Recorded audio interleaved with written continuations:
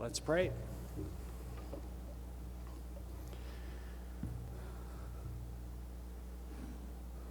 Lord, how wonderful it is to recognize the calling and vocation you have laid upon Bob Reid.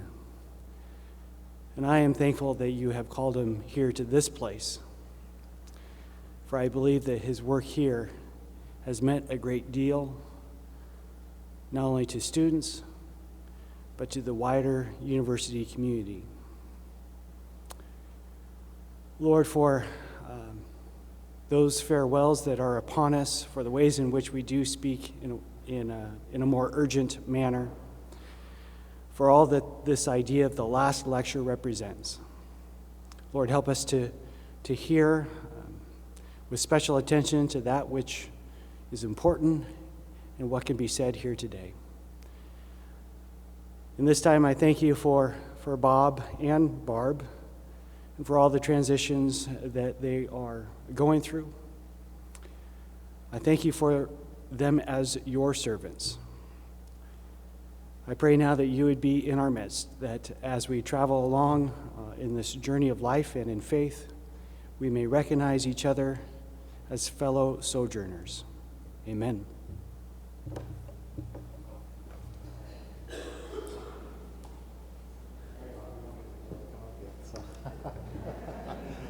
Sorry, I'm not going to let him come up just yet. So it's really my pleasure to give a more formal introduction to Dr. Robert Reid.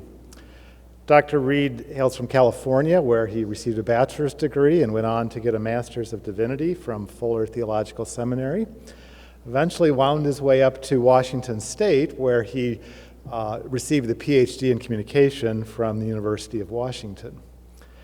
And upon completion of that, within a few years, he found himself here at the University of Dubuque, where he spent the last 14 years. For undergraduate students, you would know Dr. Reid in terms of coursework you've done, in terms of much of the shape of the program in the curriculum, in the communication department comes from Dr. Reid's vision. But he's done a lot more here and things that people might not see, at least at the undergraduate level. He's also been responsible for the Master of Arts in Communication program. And as part of that, he has personally overseen over 80 master's theses projects.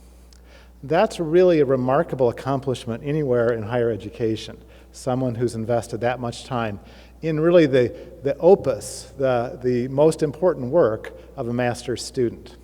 And those students who've gone through that with Dr. Reid know that his careful attention to developing a good question, a meaningful question, and results that have significance, that's a gift of his and something that he brings to their future careers as well. And the other part that many people you might not know about Dr. Reid is that in the field of homiletics, the study of preaching, Dr. Reid is a big name. And so if you were to mention his name in the general community of homiletics, he would be very well known. In fact, for both me and my wife, that was really our first introduction to Dr. Reid, was through his many writings in the area of homiletics. And so we've had among us a really special individual, both as a teacher, as someone who developed a great program, and someone who spoke to the broader academic community about how to communicate effectively the gospel. And so it's really a pleasure for me to introduce Dr. Reid, not so much to say this is his last lecture, but just as an opportunity for us to celebrate with him as he transitions to life in Seattle after this year. So would you join me in welcoming Dr. Bob Reid?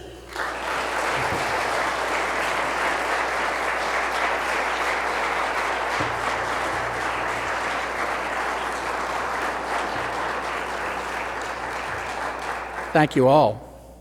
And thank you for coming out this afternoon for what's really a very busy day in the life of the University of Dubuque's community. And I want to thank Larissa Shibro and all of the SGA for this gracious invitation to be here and to speak with you. I'm going to break from the manuscript and tell you a little bit why. I've got one of those in a moment, because when you're trying to figure out where to put things in notes, you kind of need one. And previously, as Mike and Willis and all that they were graciously putting a much better speaker rostrum up here for me, and then I said, no, I need the old-fashioned one that locks you into the Puritan pulpit, because it has this ability to raise the rostrum up so I can actually still see the 14 font manuscript in front of me. As you get to the point of doing a last lecture, the reality is that I'm not even sure I'm going to be wearing these right now, trying to be able to see what's going on here. And I will end up being a bit tied to my manuscript because not only of having to use this, but the reality is, even though I may be something of a name in preaching, one of the quiet realities is when you're not doing it Sunday after Sunday, frankly, you're not quite as good anymore at being able to just look like you're not looking at a manuscript. So, woe be for me, I am going to be looking a lot at a manuscript. But I thank you for this opportunity to be here, and it is really a welcome time for me. And I really am also grateful that I have an opportunity to do something that I want to talk about, which is to maybe reflect a little bit on this professional task that I have been involved in for the last actually the last 20 to 25 years of my professional life, which is university education and teaching students. And the wisdom that's involved in trying to teach students and pass wisdom to students. Many of you know that my son, Matthew Stephen Reid, died quite unexpectedly from a grand mal epileptic seizure this past December 22nd. He was 33 years of age, engaged to be married this coming July, 1 year away from finally graduating from college to become a computer systems security analyst.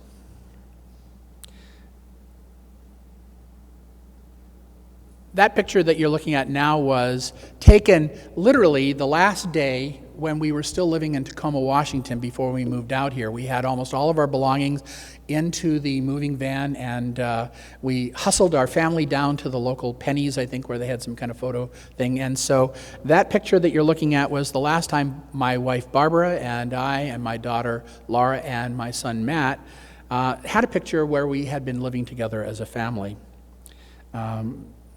When Barbara's father died, there was a great deal of sadness in the family, but another sense of that is that it was a finished life, and we celebrated a life well lived. When my son at 33 years of age died, and we had to talk about that 3.5 months ago at his memorial service, what we came away with was a profound sense that it was an unfinished life. We miss Barbara's father, but there's a deep sense that we will really miss my son Matt because of that sense of it being an unfinished life. And I really want to be grateful as I'm standing here because many, many of you took time to share your condolences with me, and I passed many of those on as best as I could remember in those nightly telephone calls with Barbara. The picture that's on the screen right now was taken 2 summers ago on one of our yearly summer visits. And Barbara and I really cherish this picture because it's the last formal picture we have of my son Matt and my daughter Laura with us, with her husband and Matt's significant other at that time. Our plan last fall, when we let our academic dean here know that this was going to be our last year at the University of Dubuque, Barbara and I both shared that, was because we had a profound sense that it was time for us to get back. We had missed being part of our family. When you live this far away, you only get to spend maybe, at best 3 or 4 days a year with your adult children, and it just was not enough for us. We were deeply longing to be able to get back and be with them. We missed being with them, and that's not going to happen now, at least with my son Matt. And so we live with regret. There's some sad irony with the t-shirt if you look closely right now. Let me get my glasses on. I didn't write this message. Maintain your brain. Taken a month before he died from his grand mal seizure of his brain. There's a sad irony, obviously, in that t-shirt that's not lost on us. in this last picture we have from him. In the 4 months since Barbara and I have had the time to say goodbye at that memorial service, I've had a lot of time to reflect, because Barbara's back there and I'm here, and I have a lot of time to reflect on my relationship with Matt over the last 15 years. Most of it's been by phone. Gratefully, we live in the cell phone era, which means it wasn't long-distance telephone calls, and that also means that we actually had the luxury of long telephone calls that we had together. And I maintain my relationship with my son with those long telephone calls. Many of them were filled with the mundane stuff of life. You know what I'm talking about. Those of you who have family at a distance, and with cell phones, you can really talk about lots of stuff that don't matter very much that end up mattering greatly. My son tended to be filled with, especially the first years after we were gone, with all kinds of fears and alarms, and he was a bit of an alarmist concerning all the kinds of things that the government isn't telling us, that the government ought to be telling us. Dad, do you realize Greenland's ice polar cap is melting so fast that in a decade the Earth's seas are going to rise 50 feet? It's a fact. Google it. Most of the world's coastal cities are going to be underwater and unlivable by 2025. He worried about our societal future together. I mean, in a sense, he was kind of worked up about whether we had a hope for a future. And I usually steered our conversations away from some of this edgier stuff to try to find much more mundane things to talk about. And a lot of what you talk about when you're just talking is, well, what are you watching? What are you seeing? What are you doing? What's on the dock for you? And we both tended to like Netflix, and so he would tell me what he's watching on Netflix, and I began to, I learned about binging from my son, because he didn't have actual cable TV anymore. He wasn't interested in it. He just wanted to binge on things that were on Netflix. So I got Netflix. I started learning about binging, and now I'm a binger. And one of the things I learned early on to kind of binge with was a television series that was on for only 1 year on the Sci-Fi Channel called Firefly. Any Firefly fans out here? Yeah, so Firefly was great, and so I started watching that and binged. I think I saw the whole thing in about 3 or 4 weeks, and then I watched the wonderful film, the theatrical film that was made to follow after that.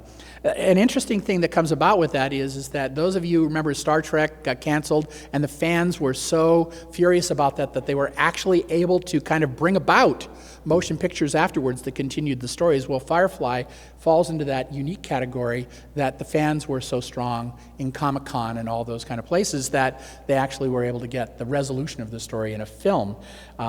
And one of the things that happened as I talked and listened to my son telling me how much he enjoyed that was, so for his birthday this last September, I found 1295 on the internet. Josh Whedon had apparently written a graphic novel that explained what was going on between the last episode and the film. And I sent it to my son, and then later on Facebook, I get this thing saying, best birthday gift ever. Listening in 1295. Beats what some of my friends did for paying for the European vacation. The other show we talked about, the one that he loved the most, the one that he was most passionate about recently, was AMC's The Walking Dead. And what I've since come to realize is that in our discussions of this program, because we did discuss it probably 2 or 3 times at great length in our telephone calls, I found something interesting going on in those calls. My son, who frankly at this point in his life was not terribly religious, was talking to me about things that were deeply spiritual. So I was watching this program at first to have things to talk to my son about, but eventually I got hooked and really came to understand why it was so deeply spiritual. I mean, folks, I understand it's a horror show, vampires, werewolves, give me a break and all that, but I want to suggest to you that zombie movies, when they're done well, are about something quite different. I think, for example, of one of our greatest American novelists right now, Cormac McCarthy's novel, The Road. AMC's Walking Dead, in many ways, is asking the same questions that this great novelist is asking about what it means to continue to be human in a post-apocalyptic world. in this dystopian world that we're all kind of sometimes a little worried could happen yet in our future. And almost every episode of the television show is about this tightly knit group of survivors who are being forced week in and week out to make very hard moral choices beyond the ones that we would ever want to dream that we would have to make, between inhumane options, most of which then tend to rob them of whatever hope they currently had, but keep them alive for yet another day. Now, I've talked to a lot of students on campus before I did this last lecture. I would sit down at tables over in our new place to eat and just start up conversations to ask, what are you watching? And Walking Dead. And I can tell you that several of them actually said the words, I watch it religiously. And of course, the pun is not lost on me. They didn't mean it as a pun, but I get that because there is a very real sense that I think that this, as I said, this program raises deeply spiritual questions without ever casting them as religious concerns. How would someone have hope in an utterly hopeless situation? How would you have hope in a world where there seems to be no hope? In fact, I want to suggest to you that this may be one of our best narratively crafted dramas right now, giving voice to concerns that kind of haunt the fringes of the cultural fears of our young. And here I speak of a spiritually hungry generation of young people seeking answers to questions that, in my opinion, the church has forgotten how to ask. So I shared with a fellow professor recently that part of my last lecture, and that professor is sitting here, that part of my last lecture would be about The Walking Dead and how the zombies of this story kind of serve as a metaphor of our worst fears of the future that has come apart at the seams. And she quickly shared she didn't like creepy shows like that, not because of the ugly brutality of zombies and all of that kind of thing, but she feared that if we watch enough of these kind of shows that predict a kind of, what she said, great word, dystopian future, that we may end up making them, my word for what she said, a self-fulfilling prophecy. In other words, she gets it, even though she's not watching it.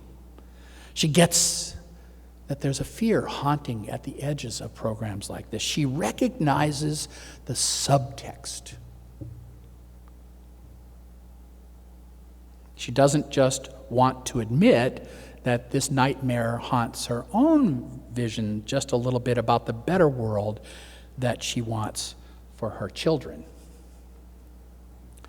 And I'm not surprised by these reactions because I believe that fiction is where we ask culture's deepest questions, the most important, most haunting questions. And whether it's, teenagers doing The Hunger Games or Matt Damon's Elysium, Max Brooks' World War Z for older kids, or as I said before, Cormac McCarthy's The Road, or maybe even P.D. James' The Children of Men, lots of our literature right now has this subtext of the fear surfacing that there's this dystopian future and the world may be going awry, and who will we be? Even our own professors have started exploring these concerns. Nathan Ferry has taught a course called Zombies and Aliens, and Sean Benson, who's here, has a book manuscript in hand, explores Shakespeare and the Church, which has ghoul-like characters. I told him I tried to find my best ghoul in Shakespeare picture here.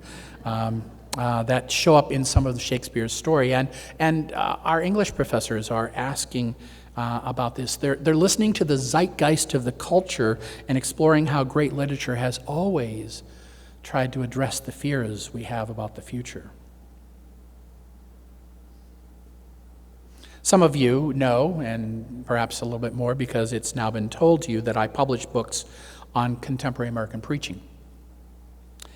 And I once listened to a renowned homiletician, our president's going to love the fact for the next slide, a man named Craddock, who has influenced him greatly as well, give a brilliant presentation on the need for preachers to attend to the subtext in literature and drama. Craddock said that preachers, of whom I am counting myself at least one here, have to learn how to listen for the culture's deepest questions, especially as they're raised in contemporary literature and film. He said that apart from the one thing after another of plot, subtext is like the stirring of the waters of the soul of a story. Subtext often speaks to our deepest concerns and fears and wonder in our subconscious in ways that quite different or differ from the one thing after another that plot is. So on the surface, Walking Dead is kind of this action survival story, but its subtext is all about how we would find meaning if our lives, as we know them, if civilization as we know it, disappeared overnight. And the scary thing is that were the great catastrophe to come, we fear that many of the survivors might even be bereft of the civilized trappings that we have and become no better than zombies in their willingness to end our lives in some effort to continue their own. Is that the fear that lies at the edge of these stories of survival? Zombies standing in as metaphors for our deeper fears? Craddock urges that preachers need to watch and listen and then read their Bibles and figure out what faith has to contribute to the kinds of questions that our culture is raising and its fears. It's about subtext. It's about what makes great film and not B-movie versions or worse. Some of you may know the greatest B-movie, the worst B-movie ever up there of these stories. Without subtext, what we have is nothing but mere entertainment, which too much of our film today tends to be. True subtext. When you see a film with true subtext, it makes you want to get together with somebody afterwards and sit over a cup of tea or coffee and talk about how you somehow vicariously entered into the characters of that story and lived their experience a little bit and wondered a little bit about, could you be that person? Could you make those choices?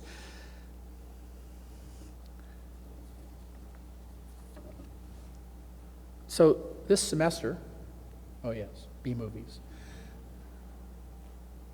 This semester, I overheard conversations between some students in my Monday afternoon Com 310 class, organizational communication. And I don't always get there early, they will tell you that, but when I do get there early and I'm trying to get the whole thing set up and all that, I'll overhear the conversation that's going. And on Mondays, after the Sunday night showing of this program, there would regularly, with enough regularity, be some students talking about, did you see the show? Oh man, did you see the episode this week? Did you see what Carol had to do because Lizzie had to kill her little sister? I mean, I don't know if I could ever do what Carol had to do. Could you? Now that may not sound like a spiritual question, but I assure you it is. These students in that class who may not think they're going to church that much anymore are viscerally wrestling with questions of moral choice. They kind of get what this one slide that I found on the internet says. Hershel, a character in the story, life is always a test, he says. And that student, I think, intuitively grasped that this show is always asking its viewers to imagine themselves in that world, to imagine who they might become. As I said, if civilization's trappings are suddenly gone, what choices would you make? Can our choices make us lose our soul and become soulless zombies without ever having even been bitten? In the middle of the 20th century, there was a British novelist, really thoroughly beloved British novelist, poet, playwright, essayist. Her name was Dorothy Sayers. And in a book that she wrote, really marvelous title then because it's so prescient now, Letters to a Post-Christian World, she begins the second of her essays in this collection talking to citizens in Britain during World War II. I'm going to quote it a little bit at length because I think it matters. And again, we're talking about the citizens of Britain with all of the bombing that are going on around them. She writes, "In ordinary times, we get along surprisingly well on the whole without ever discovering what our faith really is. And if now and again this remote and academic problem is so unmannerly as to thrust its way into our minds, there are plenty of things we can do to drive the intruder away. We can get in our car, go out, go to a party, or to the cinema, read a detective story, have a row with the district council, and thus we build up a defense mechanism against self-questioning, because, to tell the truth, we're very much afraid of ourselves. But to us, here in Britain, in wartime, cut off from mental distractions by restrictions and blackouts, and cowering in a cellar with a gas mask under the threat of imminent death, comes a stronger fear, and it sits down beside us. What, it demands, rather disagreeably, do you make of all of this? What do you believe? Is your faith a comfort to you under the present circumstances?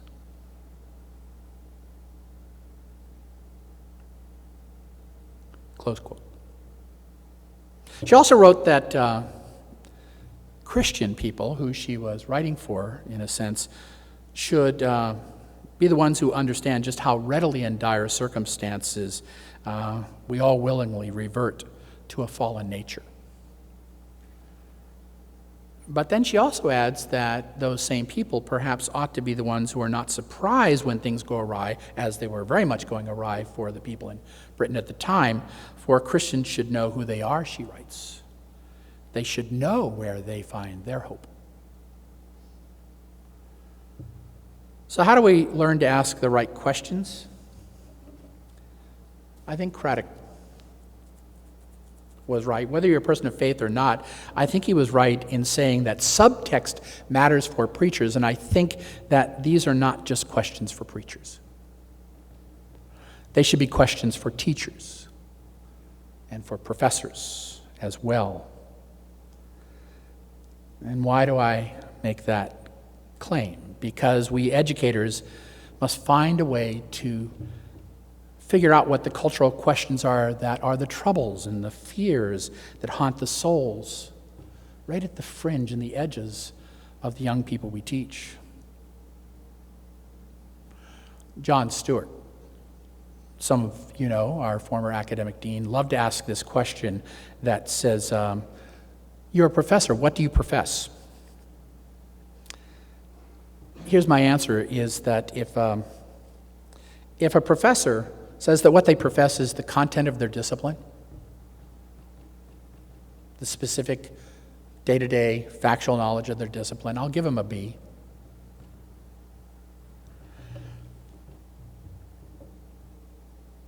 But here's the thing. If they really want to make a difference in their students' lives, I think they need to be asking something that is a little bit more profound. How do they find out what is wisdom to be able to pass on? And I give those professors a grade of A who have figured out ways to ask the right questions. I think Craddock had it right. Regardless of your discipline, I say to you, listen for the culture's subtext in its art, in its literature, in its stories. When I was pastor, I didn't preach much out of that book of the Bible. To tell you, and yeah, I'm looking at Jimi Hendrix out here. Jim, you preach much out of that book? No. And one of the reasons we don't preach much out of that book is because, frankly, for most of our careers, it's been built on endless, silly speculation about end-time stuff, that just second coming speculation. It's just, please, deliver me. The book of Revelation strips down life to its essence of choice. And on one hand, it depicts a cosmic battle between good and evil.